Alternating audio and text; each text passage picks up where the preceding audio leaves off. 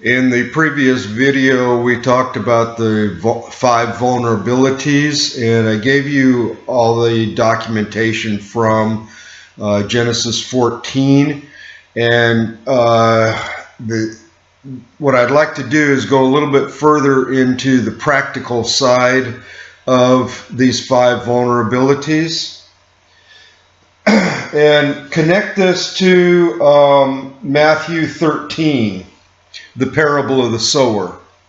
So let's go ahead and read that in Matthew 13, starting in verse 3. Then he spoke many things to them in parables, saying, Behold, a sower went out to sow, and as he sowed, some seed fell by the wayside, and the birds came and devoured them. Some fell on the stony places where they did not have much earth, and they immediately sprang up because they had no depth of earth. But when the sun was up, they were scorched because they had no root. They withered away. Some fell among the thorns, and the thorns sprang up and choked them. But others fell on good ground and yielded a crop, some 100-fold, some 60, some 30. He who has ears to hear, let him hear. Now the explanation is right here in the same chapter, so let's read that, starting in verse 18. Therefore hear the parable of the sower. When anyone hears the word of the kingdom and does not understand it, when the wicked one comes and snatches away what was sown in his heart, this is he who received the seed by the wayside. But he who receives the seed on a stony place, this is he who hears the word and immediately receives it with joy, yet he has no root in himself, but endures only for a while.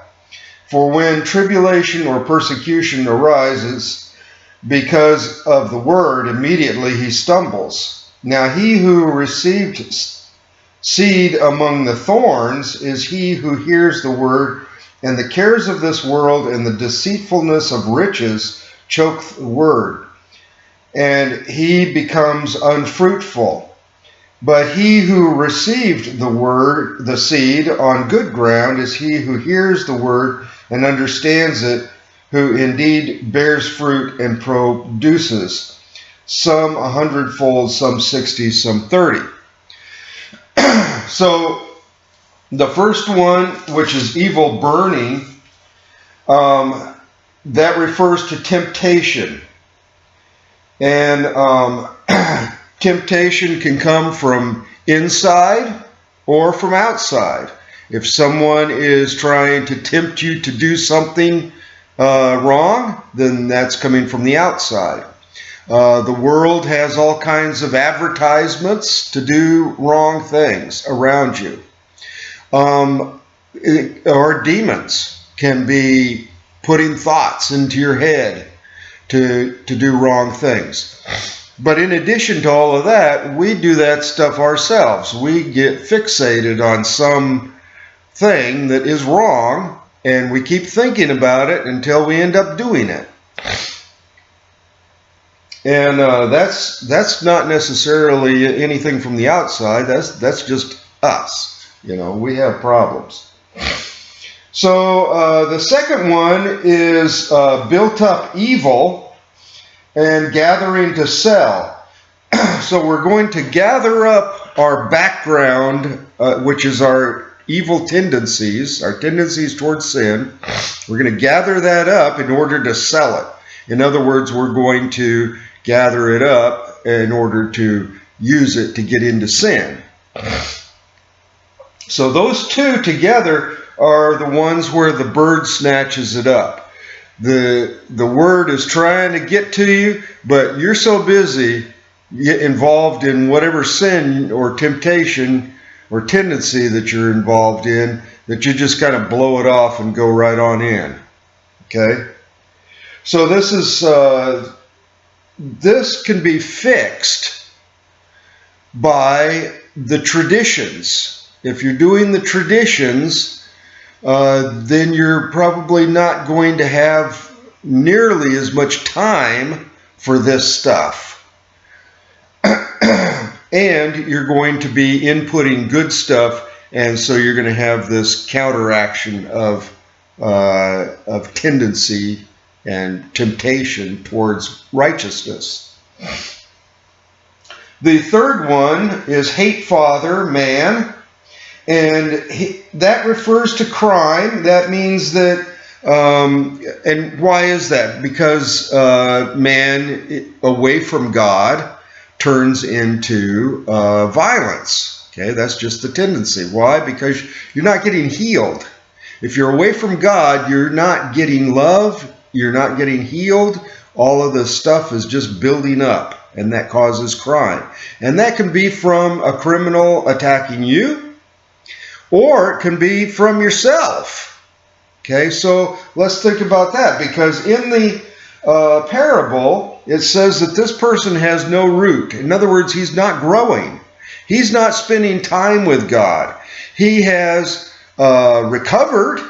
He spent time confessing his sins and recognizing God and all that stuff and getting recovered. But he's not taking the time after that to grow, to get into the Word, to get that input, do all those traditions.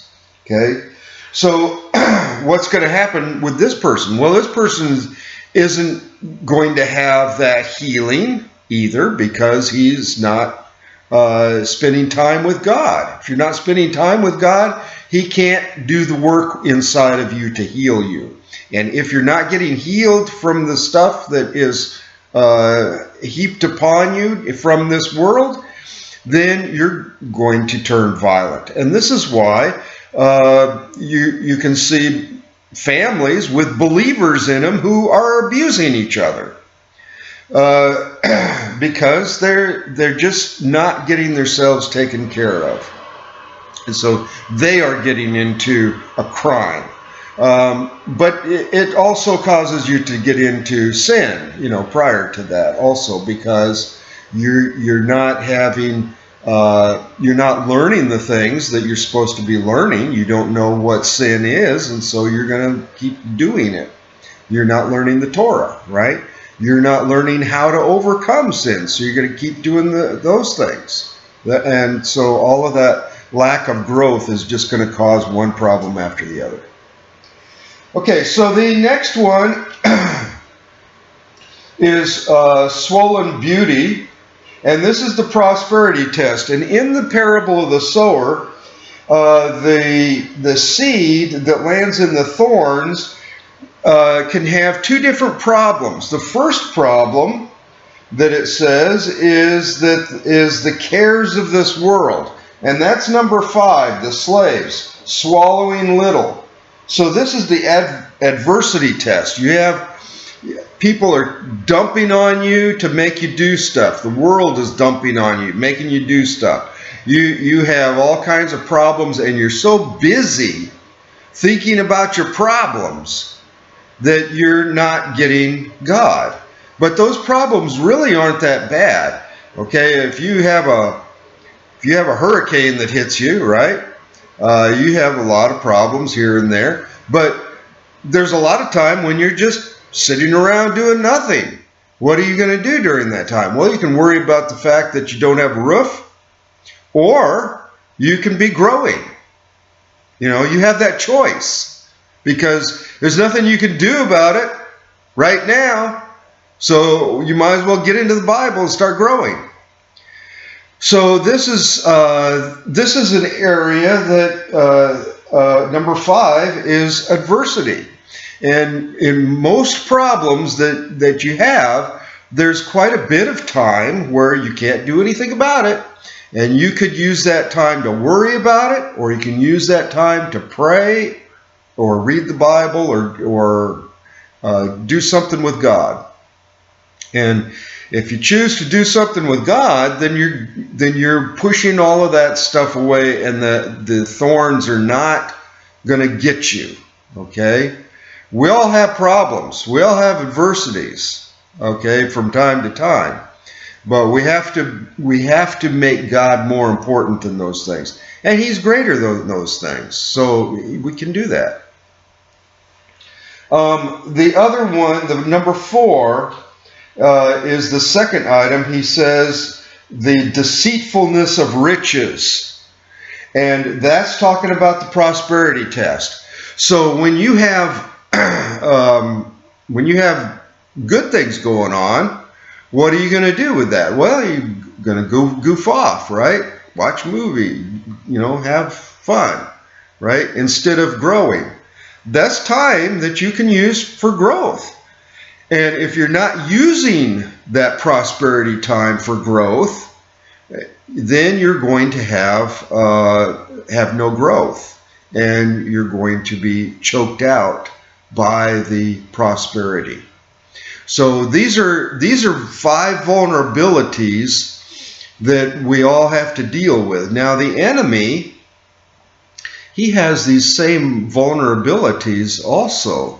Let's think about that a little bit.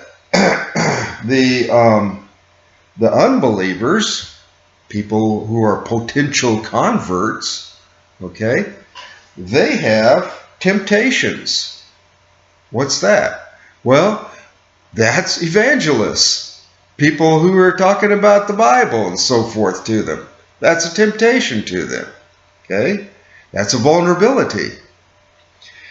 They have tendencies. A lot of those people call themselves Christians. They don't go to church. They don't do anything, they don't pray unless there's a problem, but they call themselves Christians. Well, they have a tendency towards this stuff. And so that's a vulnerability for an evangelist to use. The no growth. Well, a lot of people, they're in Satan's kingdom, but they're not really growing in evil. Okay? They're just a farmer that's farming, they got a job, they work at their job, they're not really becoming more and more evil. Well, that's a vulnerability, right? So that's something that's a person who could easily be evangelized. Okay. Then the prosperity test. How would that be a vulnerability for these people? Well, unbelievers who are in prosperity, they do what? They get on the YouTube and they start looking around, and guess what? There's an evangelist on there, or whatever, something like that. It gives them time to be able to deal with stuff. Adversity. A lot of people, they get called up for war, and they're suddenly a believer. Okay? When you have problems, people start filling up the churches. Okay? It's a vulnerability. So this works both ways, okay? And we have to, if we understand that, then we can use that for our advantage, and we can guard ourselves from the enemy using that to their advantage, because they understand this stuff. If you don't, they do. So those are your 5 vulnerabilities, and it gives you a little bit more practical way of thinking about it. So what you need to do is you need to go through the day and think about the various people that you come across. Think about the various situations you come into, and how is it that you are vulnerable to the enemy in those situations? How is it that this person is vulnerable to God in those situations? Okay, so to give you some application of this stuff in your own life. Okay, so we should discuss this stuff and see what people come up with in terms of applications that they have. Okay, the 5 vulnerabilities a little bit more practical information on it.